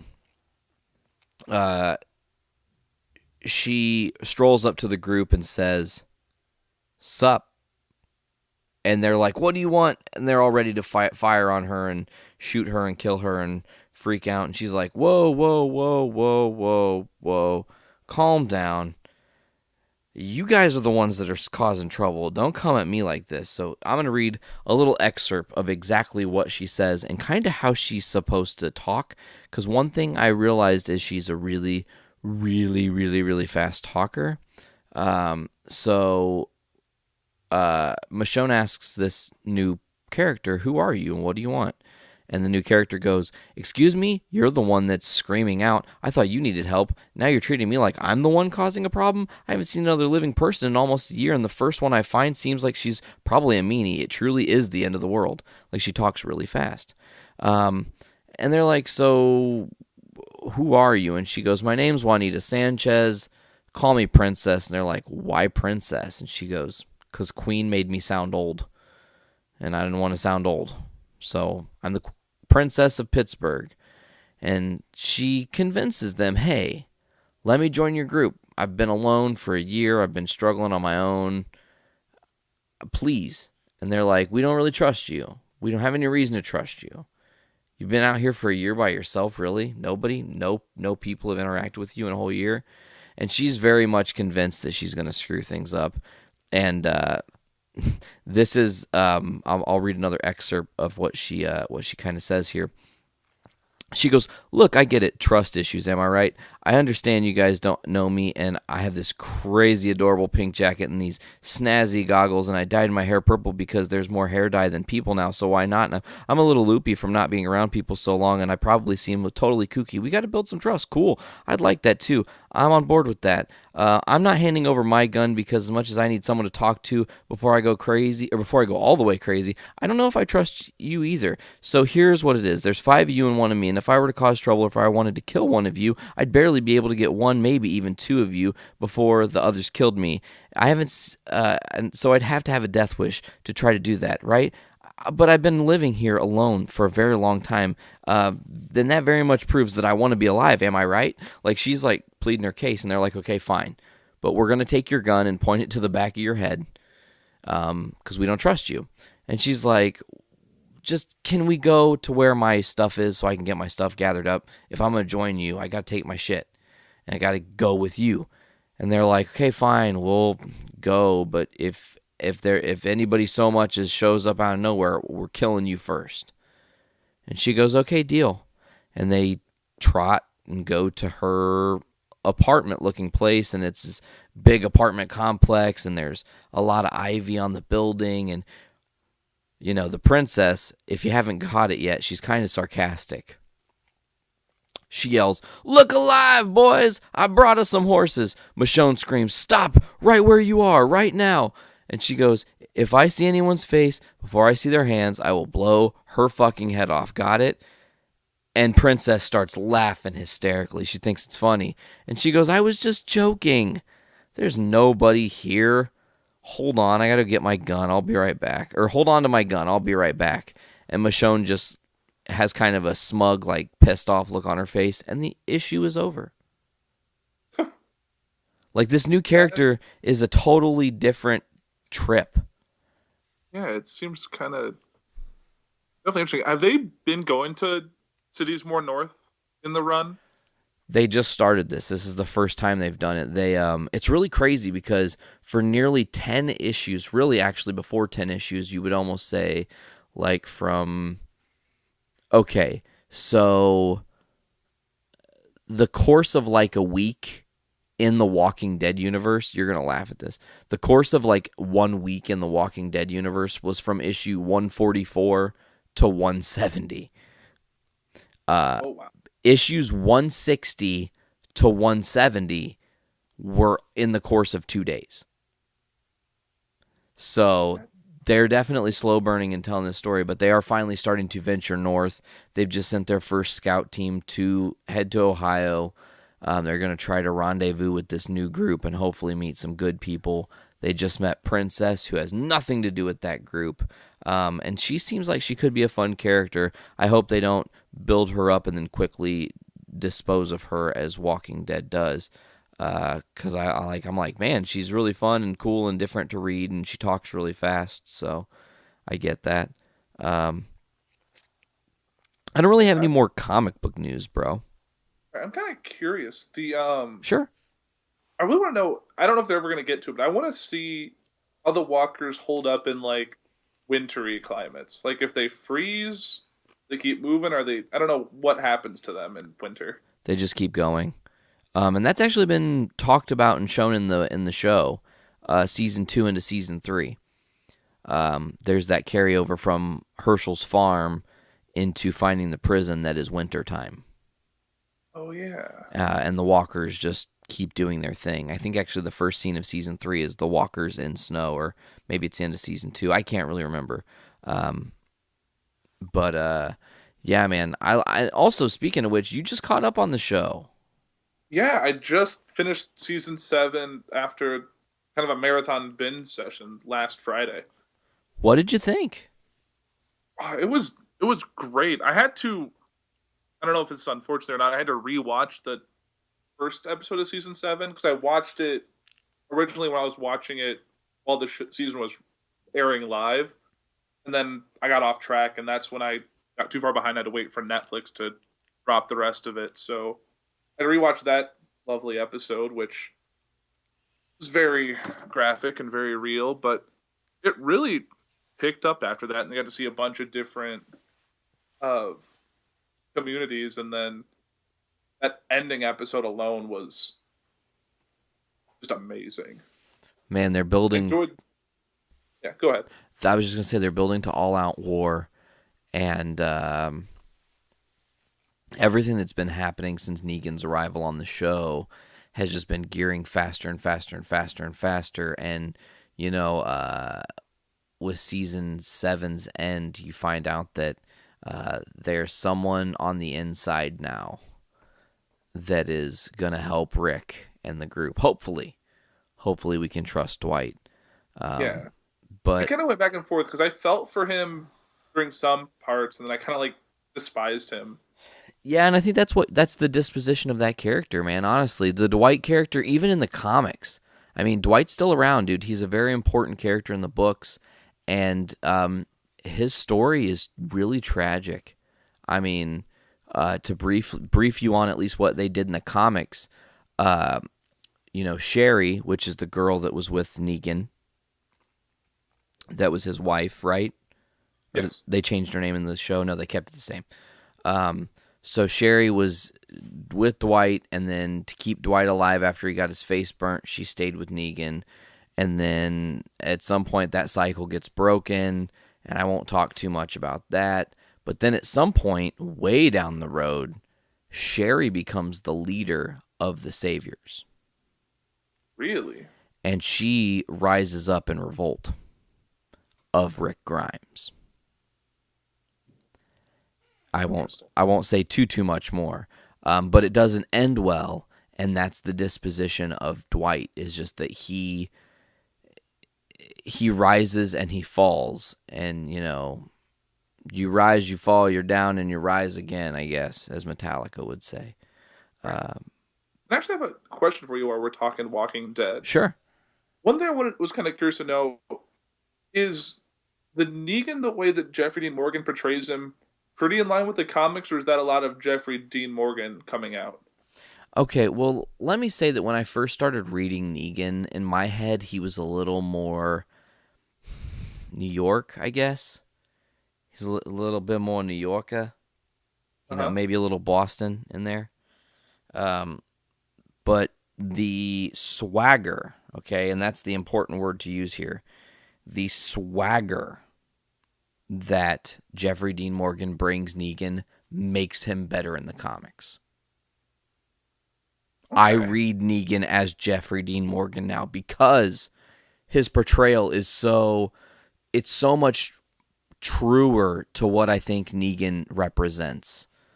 And when you're reading a comic and you don't have the voice of the character, and it's several, at that point it was 4 seasons before Negan's first appearance on the show, you kind of have to guess how he sounds. And, for me, I had already been exposed to Rick Grimes, so I kind of read him like Andy Lincoln a little bit when I was reading the books. Not quite, though. But with Jeffrey Dean Morgan, he changed my opinion of how Negan needs to be in the books when he's being read, with that certain gravitas as he speaks. Yeah, he definitely has a more interesting way of speaking than anyone else on the show. Yeah, I mean, Negan's a weird character too, because he's like, he's the new Daryl Dixon, I want to say. Do you know what I mean by that? I can kind of see what you're saying, but go ahead and continue the thought. Okay, so so with me, Daryl Dixon is this unkillable character in the show, and the reason he's unkillable is because Norman Reedus is like this sex symbol to housewives all around America, and guess what? Because he's on the show, they tune in week in and week out, regardless of if they think the show is shit. They want to see their eye candy. They love their Norman Reedus. They love their Norman Reedus. They love their Norman Reedus. Well, that's all fine and well, but I think that everybody started to fall in love with this villain and how graphic and violent that first episode of season 7 is. And how the first time you watch it, if it doesn't fucking hit you in the bottom of your stomach, you're not a human. Cut and dry. That's a hard fucking thing to watch. Yeah. Because even if the first death doesn't get you, the second one will just break your heart. Oh, absolutely. And the first death, I think, is comic relief to kind of shield you from the pain of what's about to really, really happen. I think a lot of people thought that was going to be it. Oh, okay. Everyone was thinking, because it was Glenn in the comics, wasn't it? It was Glenn in the comics, correct. And Abraham, or was Abraham separate? Abraham was dead long before they met Negan, actually. Abraham's fate in the comics is the same as Denise in the show. Oh, if you'll remember, Denise takes the fucking crossbow to the face. Oh, yeah, I think I remember now. Dwight kills her on the train tracks. Yeah. Now I remember. Yeah. So when that happens, that's Abraham in the books. So he's disposed of before they even get to Negan. And then, Negan just takes out Glenn in the comics. So it was almost comic levity. Like, I don't remember what exactly he says, suck my ass or something to that effect. But, it was just like, oh, Abraham's going to die. That's kind of shitty. And you're like, oh, a sigh of relief. And then, Daryl stands up and tries to throw arms to Negan. And guess what? Negan warned you that he would cut that shit out with no exceptions. And guess what he did? Exactly that. And there's story building that season 7, only tips the iceberg on. But I can't wait for you and all the other viewers who haven't yet read the books to really dive into the Maggie Gregory storyline, because that ends insanely. Ooh, yeah, I just want to read about that. And I think now that I'm caught up and I still have some time before, I still don't have a lot of time before 8 airs. I think 8 airs in a couple weeks. No, the end of October. Okay, so I have some time. Maybe I can get through it a little bit. Oh, start reading the comics, eh? Yeah. I mean, if you got them, dude, I would just knock it out 10 issues a day. Take your time. 17 days, you'll be read. I mean, that's how I look at it. All right, man. Well, hey, we posted on podcasts we listened to. I posted last night due to a technical issue. We lost this week's episode of JIC. That's actually this episode now. Fear not, we will record right now because we're recording right now. But I figured, hey, let's have some people throw us some questions. We had a couple questions come out here. Let's just riff on these and talk about them. One of them is your question, though, so we'll still answer it. But let's see. If we could pick any writer and any artist to collaborate on any one comic, who would that be? Do you want me to answer that first, or do you want to go first? Go ahead. You go and go first. You might have already thought this one out. I didn't really put a shit ton of thought into it. But I would really love to see a Scott Snyder written, Alex Ross drawn Spider-Man story. I think, first of all, Scott Snyder writing a story that is his way of telling a superhero, which was how he envisioned Batman and reinvigorated that character for DC, at least in the comic book world. So to have him do the same for Spidey, and then to have Alex Ross's beautiful, super vibrant, punchy art. I know he's typically just like a cover artist, but I think to have him do a full book and really just like blow it out would be amazing. People would go absolutely fucking crazy for that. This question, by the way, brought to you by Bobby Gonzalez. He is the host of Spoken Dreams podcast through KTLA 5 in Los Angeles. Sorry about that. I screwed that one up. Check them out. You can get them on iTunes. It's an awesome show. We were talking about that earlier. But who would your collaboration be, AP? I'm not the best with artists, but there was a comic run that I started getting into recently. It was a Spider-Man run from, I don't know how long ago it was. I think it was in like the late 90s. J. Michael Straczynski. Okay.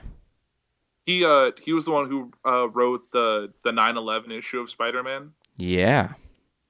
And I recently read through that one again. And I really like his writing style, and I think I would like to see him do something with Flash. And I think having maybe like a Jim Lee type art on that would be kind of fantastic. Ooh, I love that concept.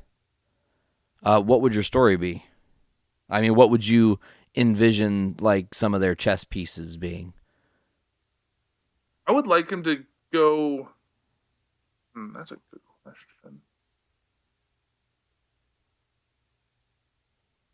I'd almost like to see kind of almost a Flash at odds with the rest of the Justice League. Kind of just something that it seems almost uncharacteristic to Flash. Like I would just kind of like to see that one play out. Rogue Flash. Yeah. Kind of just like a loner on his own, the Raphael of the Ninja Turtles team. Yes. That'd be a really interesting take. I feel like Flash, at least I know on TV and in comics, is a little more happy-go-lucky in some ways. I mean, he has a lot of dark times, but I think he still has. He's the more lighthearted of the Justice League. Yeah, and if he got at I think- odds with them, it would be really interesting. Yeah, I think it would make for an interesting run, even if it was only like 10 issues, like a little mini series. All right, let's go to our next question. This one comes all the way from Australia. Callan Davison says, if you could show someone a comic that they had never seen or had any idea what comics were whatsoever, what comic would it be and what comic would that be and why? So essentially, if I were to show someone a comic for the first time and they had no idea anything about comics and the history of comics, what do I put in their hands? It's a great question. If I were to think about this just for a hot second and think about all the different routes you could take, comic books, I think as a medium, can be spoiled if you're exposed to the wrong thing too early. I think you need to find yourself in comics and find what suits you as a person and what struggles you deal with and what to read. But if I'm saying, okay, here's this new medium, it's a comic book, and you should have lots of fun reading this comic, honestly, I'm probably going to give somebody like something weird, whether it be All New X-Men is a really cool, different title where, yeah, you maybe need to know a little bit about the history of the X-Men, but at the same time, they're going to fill you in with some of the history of the X-Men, and that's a cool thing. Also, I would probably say, Flashpoint's a good story to give people for the first time. But if I were to pick just one comic, and I just have one comic to show, let's say, AP, you've never seen comics before, and I'm going to hand you a comic and say, this is what you should check out, man. I think I would give you My Amazing Spider-Man 13, first appearance of Mysterio. I know it's an old book, and I know that comics have changed a lot, but I think that's just, it really holds up as something super interesting, and it's a great piece of history within comics that can make you appreciate storytelling at its most basic place, while still being very effective. What about you, man? That's a good question. I was kind of thinking about this. I feel like I'd almost have to give him Batman Earth 1. Ooh. It's a weird choice, but I think if you didn't know the story, if you didn't really know what comics were and didn't really know how this larger comic, I think throwing in a story that's somewhat an origin, but it kind of goes in a different way than you probably seen. I think Batman Earth 1 would be a good choice. It was one of the first, I think, Batman comics that I got as a trade paperback that I read. Oh, wow, I didn't know that. I really enjoyed it and went to volume 2, and I don't know if they're going to do more with it, but I really enjoyed that run. A little mini few issue runs, but yeah, I think I would pass that off. Sweet. Well, thanks to Callan for that question. He's the host over on Game Train. You can check him out on gametrain.podbean.com or on iTunes. Just search Game Train. They're from, I do believe, Melbourne, Australia, and they're a fun show. So give them a check out. Now, the next question we have, AP, is your question. So I'm going to ask you first and make you answer first. If you had the power to give any comic character his or her own TV show, what character would you pick?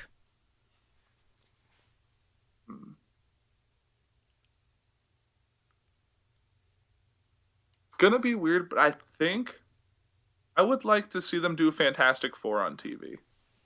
Ooh, I think that'd be a really cool way to do it. I think you could make it. I don't know where you would put it. I think, but I don't know if you want to go. I think I could see it almost as a superhero sitcom-ish story. They try a different genre out just to see how that goes. Have some comic levity built into it. Yeah, because I don't think there's not a lot of superhero shows on TV that have much, if any, levity. Yeah, they're all pretty dark, or they have a dark overarching story with maybe some fun thrown in, but even Supergirl, which I think is one of the the lighter of the shows, superhero shows on TV now, still gets into the dark pretty regularly. Yeah, I mean, I'm trying to think about how I would answer this question. If I get the power to give any comic character his own TV show. Oh, I have a really easy answer for this one. I would pick Chew. And you've told me about this character. Dude, that in this book. comic run. It sounds like it would be super interesting. First of all, you're a foodie, so it's right up your alley. Let me give you the premise of this book. There's only 60 issues. I have access to all 60. I can get them to you if you'd like. Tony Chu is a Cibopath. Anything he eats, he sees like the history of that thing in real time in his head sped up, right? So he can eat an apple and he will be bearing witness to it on the tree that it was birthed from and dropping, and then the farmer picking it up and then putting it on the thing, and then it going to be washed, and then it going to be, checked for pesticides and all that other shit, and then put on the shelf. And if he ate, so essentially he can just eat things and see what happened to the thing. But that also means that he can eat people. And he decides during a crime that he's going to eat this person's finger to figure out who killed him. And he does. And then people start to abuse him for that power, and a bunch of craziness happens. Chew is a very bizarre, out there story, but it's super cleverly written. There are all kinds of different characters that have different food-based powers. There's a character who can turn chocolate into weaponry that actually works, such as guns, machine guns, and stuff. Chocolate machine gun bullets. And Tony Chew's wife or girlfriend can write, and whatever she writes about food, it is so well written that you actually taste the food in your mouth as it's described. Wow. It's a really brilliantly written story. And then there's the vampire, who he can eat anybody who has powers and then get their powers. Interesting. Oh, it's a super cool book. It's really, really cleverly written. John Layman and Rob Guillory did a great job on that book. It was only 60 issues, and they ended the series, sadly. But it was Did the artists move on to anything after that? They both moved on and done other things. I know that John Layman actually wrote for Detective Comics for quite a while after Scott Snyder dipped from it during the New 52 era. Really? Yeah, there's a lot of Detective Comics written by John Layman that are really good. And Rob Guillory does art for all kinds of things. He's just out there doing all sorts of stuff, does special covers and whatnot. So that's pretty awesome. We have one more question here. Okay. How does Captain America's shield bounce if it absorbs impact? That's a fucking great question. That is a tough one. I'm kind of stumped. I mean, I think Blaine said it best. He said, "Flubber, man." Flubber. That's his answer to everything. Flubber, man. My answer would probably be that the reason it comes back to Captain is not because the shield itself has bouncing capability, but that Captain can throw it hard enough to force it to kind of ricochet. Right. He is I feel like there's superpowered. probably some magnetic involvement with how it can easily hang on. So I think there's some technology, and then there's some skill on his part that probably make it work the way he wants it to. So I don't think anyone else can just toss it and have it function that way. No, that's like Thor's hammer. Not everybody can pick that shit up. Right. But some people can. Like Wonder Woman. That would be cool. It happened. Did it? Yep. Crossover event? There was a big crossover, Marvel DC crossover event, and yes, Wonder Woman has picked up Thor's hammer. And Greek and North mythology. There you go. Hand in hand, my friend. Well, we don't have much left as far as comic book news, but I did want to do a little overview of the network with you here. So, AP, I'm totally putting you on the spot. I did this with Blaine yesterday. It was actually how we opened the show that never happened. We're going to close the show on this one today, but we're going to go through and talk about all the different shows on the Journey into Comics network just for a brief minute. The network has been live now for a month and change, so it's good to kind of reflect on it. I know you listen to the shows as well as myself, so we're going to kind of just review some of these shows. I know we're on some of them. I know you're the host of one of them. But we're going to get into it. Obviously, Journey into Comics, we don't really need to review. It had been long running and going, as well as Game Addicts Podcast. I don't expect you to review Journey into Wrestling, because I'm guessing you probably don't get down on a lot of wrestling podcasts. I do not, but I've heard good things. Oh, well, I appreciate that.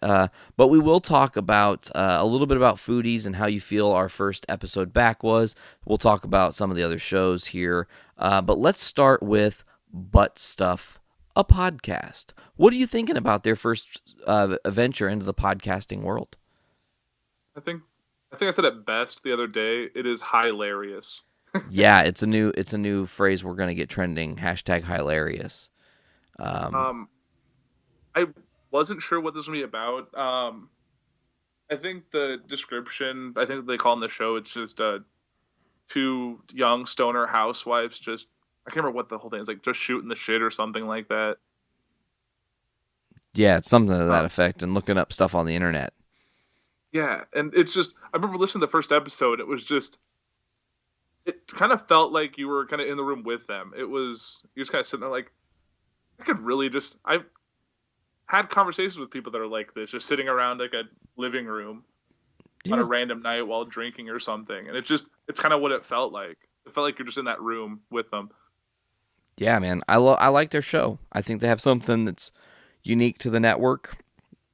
Yeah, and I think a lot of people are really catching on to it because it is a very unique idea. It doesn't have a strict structure or format. It kind of just flows with whatever comes up. Yeah, they actually got a great review on iTunes. I don't know if you saw that. I'm going to pull it up now.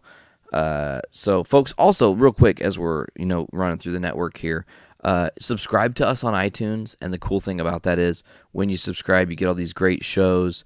And when you get all these great shows, you get all different kinds of content almost every day of the week from us. If you leave us a review on iTunes, it lets people know that we don't suck at what we're doing. It lets us know that we're doing a good job. And it lets us know stuff like this. By Mr. Kelly says, "Butt stuff makes me cry.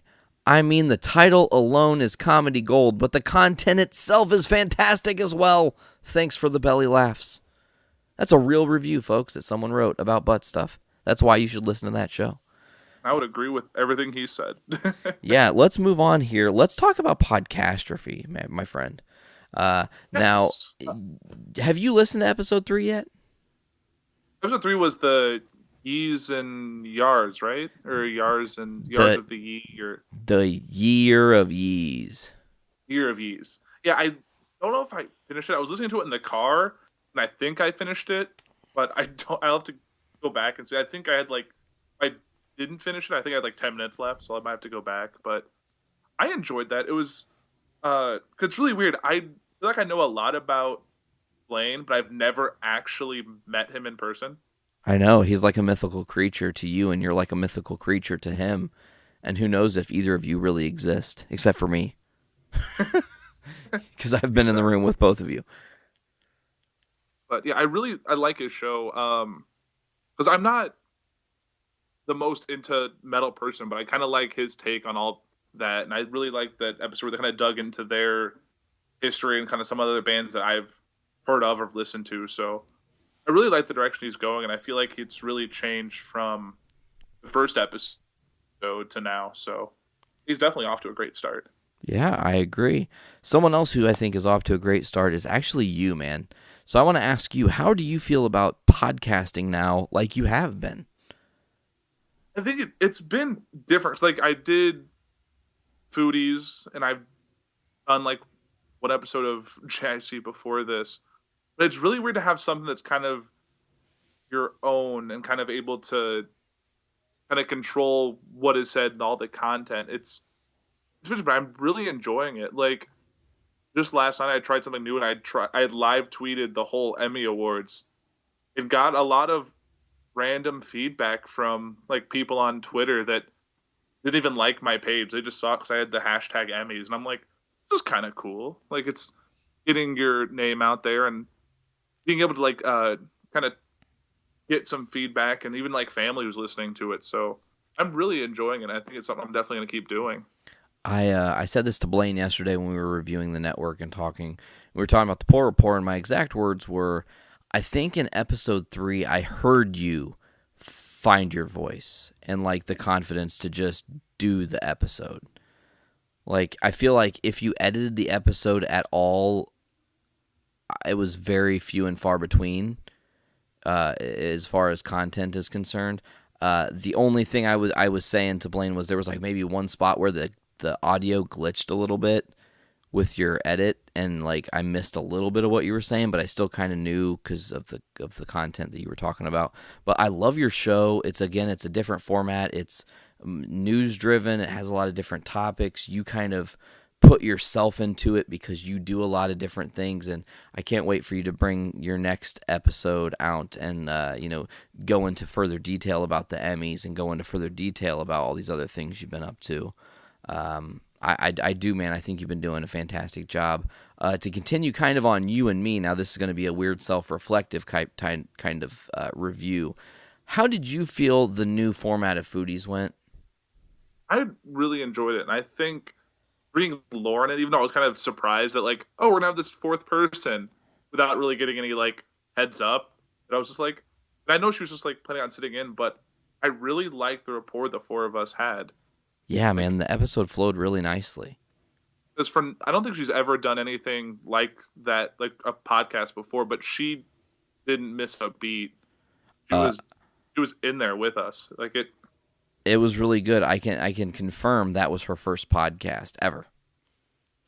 And apparently she can cook. I'm really excited for our next Foodies to see some of the stuff ideas she had, some of the stuff she wants to make. So yeah, I think we're heading in a good direction with this season too. Yeah, I got a plan for another segment. I want to talk about. We can talk about it on air here for a minute because I really don't care. But I want to do fast foodies, and that's going to just be a quick fire segment where we pick one fast food restaurant and we have to talk about what we would order in the heat of the moment. Ooh. Yeah. Oh, I like that. Yeah.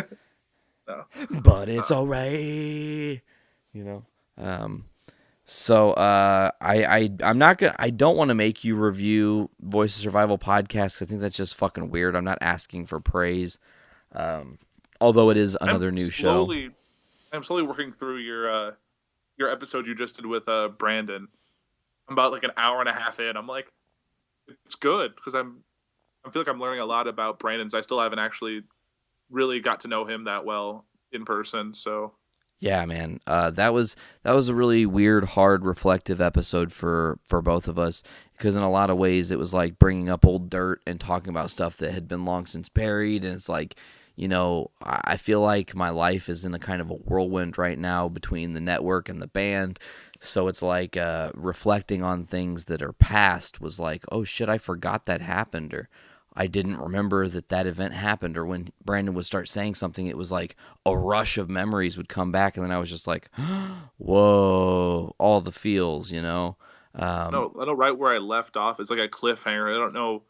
It was right after the whole thing with this girl, and like you trying to figure out if I know your friendship maintains, but there's some uncertainty right now where I am in the episode. Yeah, well, yeah, and that uncertainty hinges on a really big future moment that happens between me and Brando that changed everything, at least for what we have now, for the better. So that whole story is super interesting, and I do encourage everybody to check episode 3 out.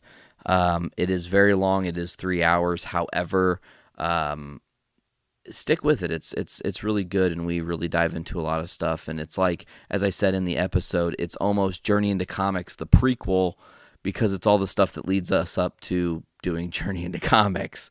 So it's like a brief history, and now you know about us. And I've been having a lot of fun doing it because my whole point of doing the the Voice of Survival podcast is just to bring on interesting people and let them tell their stories. I don't need to do a whole lot. I'm barely on those episodes, really. You're just guiding the conversation and kind of nudging people to really go deep on themselves, and even with people that like you don't even know like all that well. I like your episode 2 was really good. Oh, well, I appreciate that, man. Yeah, I mean, Josh and I know each other fairly well.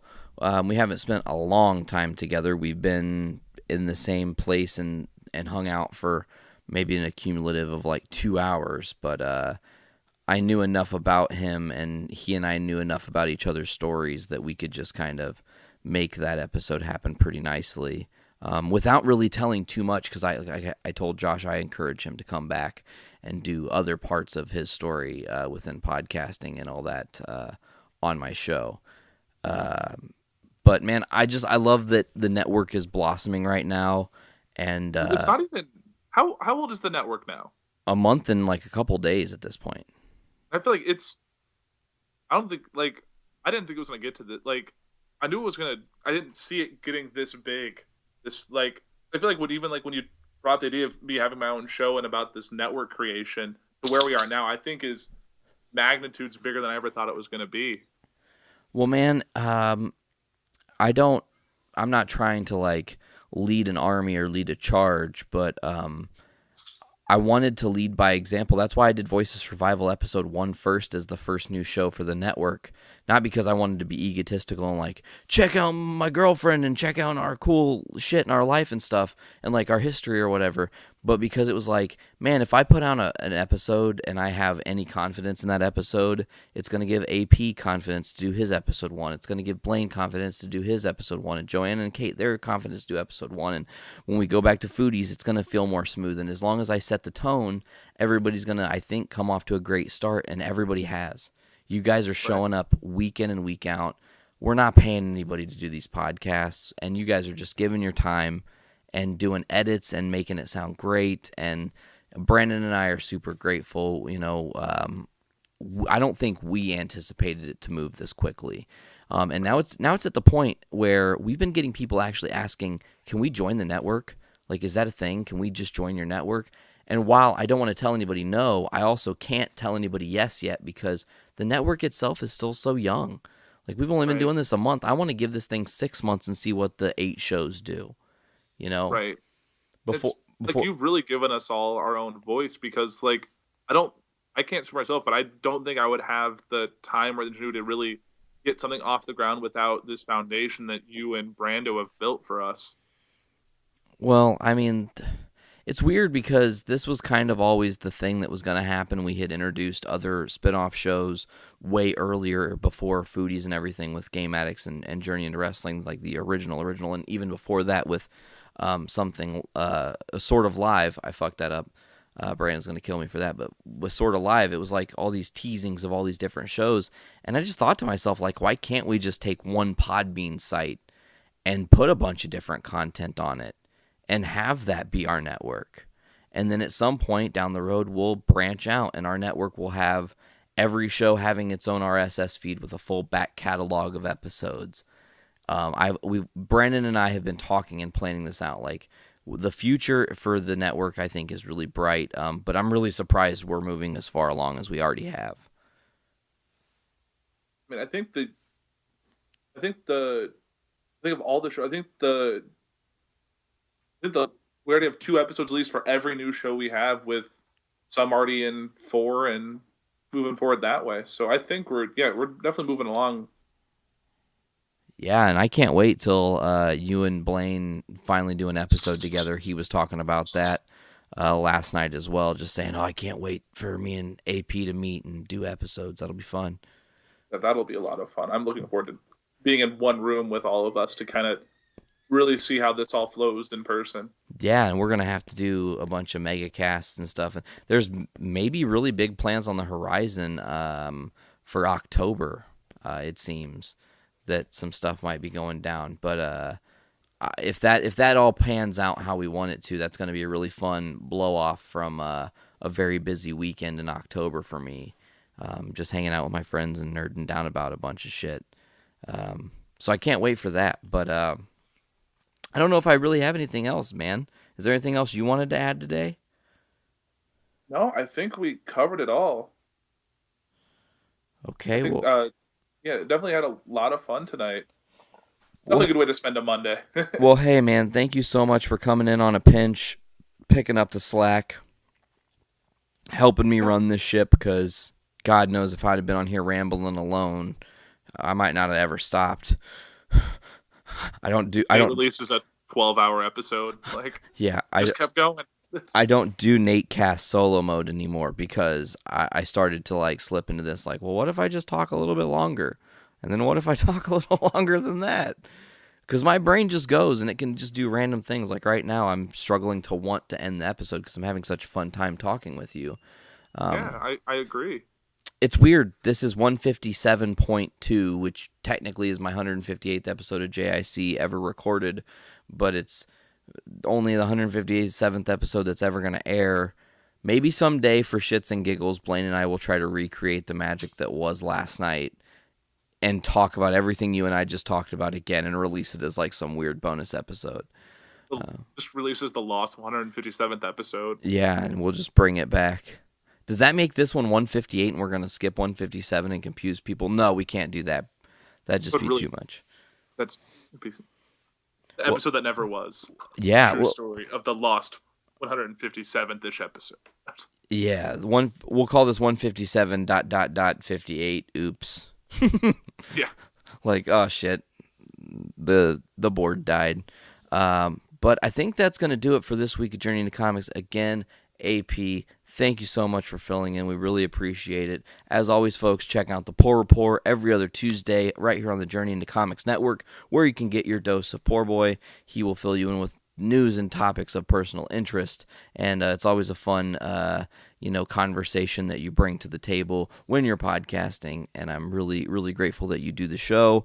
Thank you so much for coming on. I can't wait. We're going to link up here in a little over a week, or a little under a week, and do a Foodies. So that's going to be great.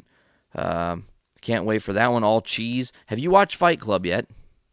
No, I'm going to do it. I think I'm set to do Wednesday. Cool. I got to get Lauren and I both have to officially pick a movie that we haven't seen, because Veronica also watched a movie she hasn't seen that we will talk about on the episode as well. Oh, I am excited for that. It'll be a lot of firsts this weekend. Yes, it's going to be excellent. All right, folks. Well, thank you guys so much for checking out Journey into Comics. To go ahead and get into the plugs right now, please, we would super appreciate it if you're already listening to our content. Go to patreon.com/Journey into Comics. Throw us $1 to get early access to every episode on the Journey into Comics Network, including Game Addicts Podcast. Or you can give us $3. You get exclusive early access to all of our episodes, plus you get exclusive content that is only found on our Patreon RSS.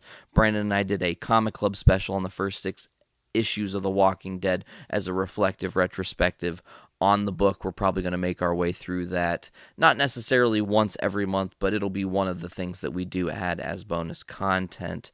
Folks, you can check out the Journey into Comics Network across all of your different social media sites, whether it be Facebook at Journey into Comics Podcast, Instagram at Journey into Comics, Twitter at JIC Network. Get us on YouTube, search Journey into Comics. You can also find us on all the different podcasting services, whether it's iTunes, Stitcher, Google Play Music, Podbean, Overcast, Podcast Addict. There's tons and tons of different ways you can listen to podcasts. Podchaser, I think, is a new one that's coming out. It's in beta right now, but we're already a part of it. Check us out there. Check us out everywhere. If you're listening to the Journey into Comics Network, make sure to listen to all the shows on the network, and that includes Journey into Comics, Game Addicts Podcast, Journey into Wrestling, Foodies Watching Movies, The Voice of Survival Podcast, The Puhr Report, Podcastrophe, and Butt Stuff Podcast. AP, thank you so much for being my guest host this week. Thanks for having me. Anytime, my friend. It was great to talk to you. Ladies and gentlemen, this was episode 157 of Journey into Comics. I'm Nate. I'm Andrew. And keep filling your brains with shit. Later.